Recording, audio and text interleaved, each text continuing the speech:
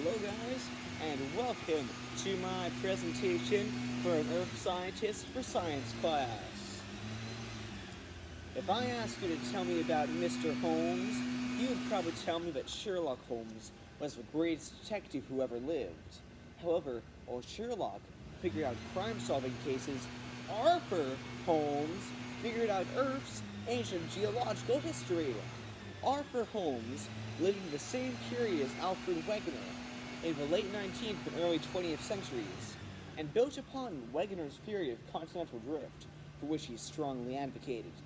His geological ideas on convection currents in the mantle and his invention of a geologic timescale were groundbreaking. He lived in England and worked at the universities there for almost his whole life, made important discoveries relating to continental drift, and invented the geologic timescale. He was so important to Earth science that there is a crater on Mars named after him. Arthur Holmes lived almost all his life in England. He was born there and went to school and college there. He chose geology as his profession and worked at some of England's best universities. He was born in 1890 and lived as a child in the small town of Gateshead. When he was 17, he went to Gateshead Grammar School, after which he went to the Royal College of Science in London and studied physics. Holmes was introduced to geology in his second year there, an introduction which would later turn his path from physics to geology. When he graduated, he went to Africa to work as a mineral prospector, which did not go well. He did not have much success prospecting, and he got extremely sick with malaria 6 months after his arrival. Within a few months, however, he had overcome his sickness, and he voyaged back to London. You can imagine how surprised Holmes' family and friends were when they saw him, for they had been told that he had died of malaria. Now he turned to geology. He became an activist at the Royal College of Science in 1912, and earned a doctoral degree in 1917. He became the reader in geology at Durham University in 1924, and was later promoted to the chair of geology at the University of Edinburgh, a position he held until he retired in 1956. Holmes was a Brit his whole life. He studied physics and geology, and he held important positions in some of England's best universities.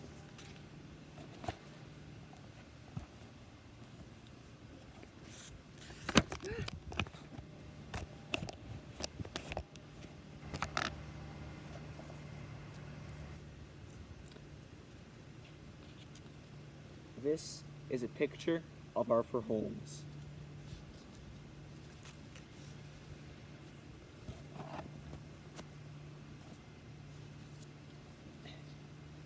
Arthur Holmes made many discoveries and had many ideas that built on Wegener's theory of continental drift.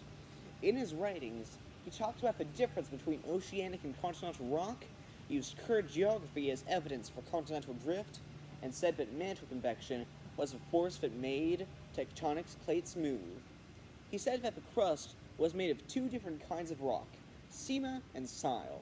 Holmes said that sima was the rock that made up the crust under the ocean, and that was heavy and composed of material with properties corresponding to gabbro.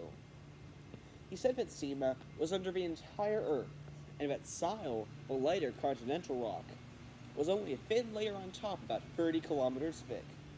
Holmes thought that sile was composed of 3 layers: a granitic top layer 10 kilometers thick, an intermediate layer composed of diorite and quartz diorite 20 kilometers thick, and a lower layer which may be eclogite, peridotite, or both.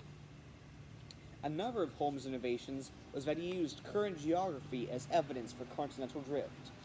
He looked at features on the Earth's surface made from continental drift, such as mountains, geosynclines, and tear faults, and made a map of what the world would have looked like before continental drift created all those features. The map he made was the same as Wegener's map of Pangaea. Holmes used this to support Wegener's claims. Holmes did not only discover evidence that the continents are moving, he also discovered how the continents are moving. He said that though tides and centrifugal force could theoretically, be the forces moving the continents, tides and centrifugal force would only move them to the west and towards the equator, and not to their current positions. He said that the only remaining solution was that the continents were being moved by some force underneath them, which he said was mantle convection. In mantle convection, some parts of a mantle are heated more than others by radioactivity. In these parts, the magma goes toward the crust, pushing on the edge of a tectonic plate. Once it hits that plate, the magma turns over, moves in a certain direction along the undersurface of the plate, and heads back down. This makes the plate move in the direction that the magma is moving, which results in continental drift. Holmes made many important contributions to the theory of continental drift, which were his classification of Sima and Sile, his turning back the clock on modern geography to confirm that Pangaea existed, and his discovery of mantle convection. Bottom picture is an illustration from one of Holmes' books. This is his diagram of mantle convection. So you can see here that here you got the continental block, you got the Sile, the continental block, and underneath it you got some of the Sima, the oceanic rock. So you see here that if the magma pushes up on the crust, it moves along the crust, and then where that tectonic plate stops and another starts, it goes back down.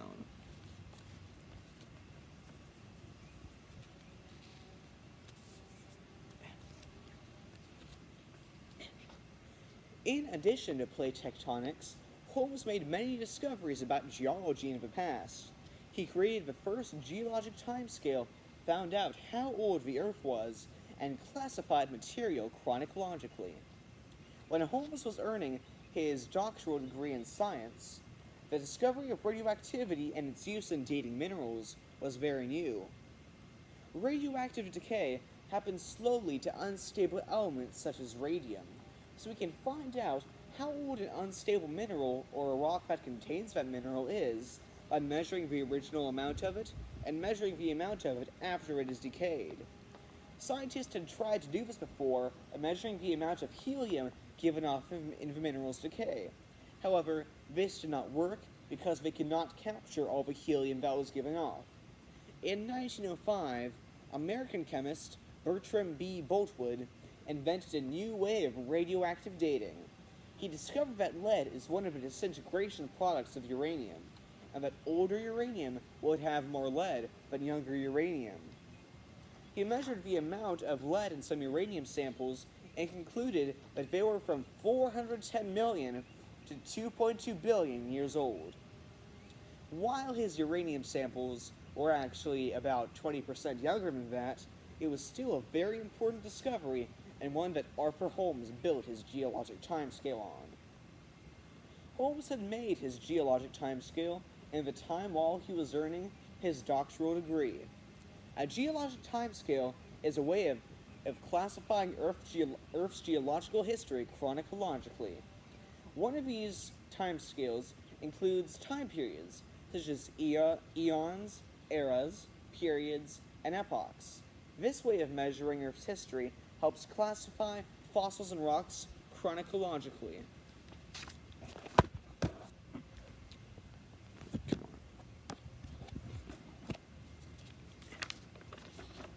This is a picture of a geologic time scale. You see here that it has different periods on it, and it has different eras on it. This is actually a simplified geologic time scale because it does not have eons on it.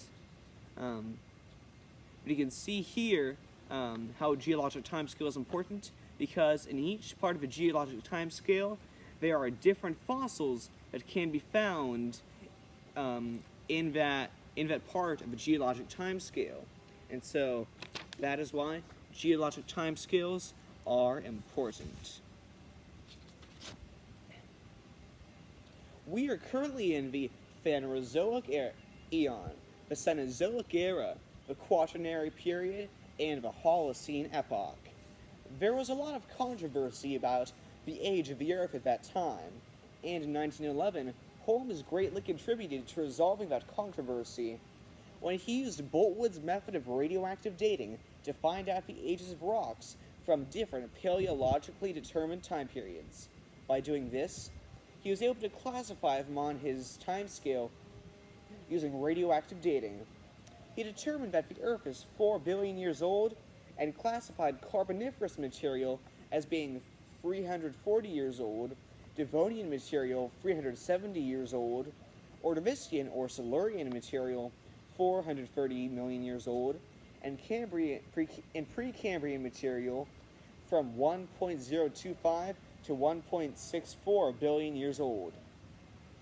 This was important because he was able to date material correctly, classify it chronologically, and make an estimate of Earth's age that was far older than what anyone had thought. He made the first geologic time scale, found out how old the Earth was, and classified material chronologically using radioactive dating. Arthur Holmes worked at universities in England, found more evidence for continental drift, and classified rocks using radioactive dating. He is important to Earth science because he proved Wegener's theory of continental drift and explained how it happens and what effects it has on modern geography, which is the basis of much of Earth science. And because he found out how old the Earth and its rocks were and classified them into time periods, which helped resolve the controversy over the subject and helped paleontology and geology make more sense. Arthur Holmes was extremely important to Earth science, and our class would be a lot different without him. If you liked this presentation, guys, don't forget to leave a like. If you want to leave a comment, you can do that too. If you want to follow me, I have only one follower, and that's on the church door, so I'm very welcome to that. And if you really want to express your gratitude and appreciation, go to my website at the-church-door.tribe.so. Please do that. It is a website where we can discuss Christian philosophy with each other, and where our Great Books class can discuss Great Books issues. It's been really fun so far, and I'd love it if you would join. Thank you.